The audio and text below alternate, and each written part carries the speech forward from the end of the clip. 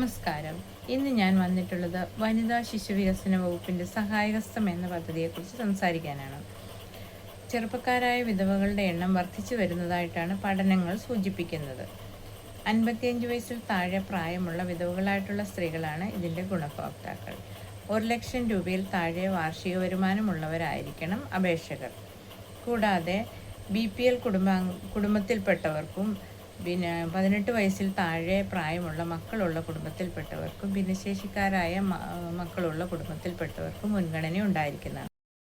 കൂടാതെ കുടുംബശ്രീ കൂട്ടായ്മകൾ, സ്ത്രീ കൂട്ടായ്മകൾ, വിധവാ കൂട്ടായ്മകൾ തുടങ്ങിയവയുമായി ചേർന്ന് പ്രവർത്തിക്കുന്നവർക്ക് മുൻഗണന ഉണ്ടായിരിക്കുന്നതാണ്. ഈ പദ്ധതിക്ക് നിങ്ങൾക്ക് ഓൺലൈനായി അപേക്ഷിക്കാവുന്നതാണ്.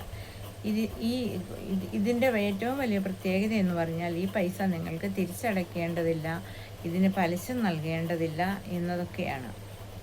അതിനാൽ ശരിയായ രീതിയിൽ നിങ്ങൾ അപേക്ഷ നൽകി ഈ തുക കൈപ്പറ്റി നിങ്ങളുടെ കുടുംബത്തിന് ഒരു താങ്ങും തണലുമായി നല്ല രീതിയിൽ സ്വയം തൊഴിൽ ചെയ്ത് നിങ്ങൾ മുന്നോട്ട് പോകട്ടെ എന്ന് ആശംസിക്കുന്നു.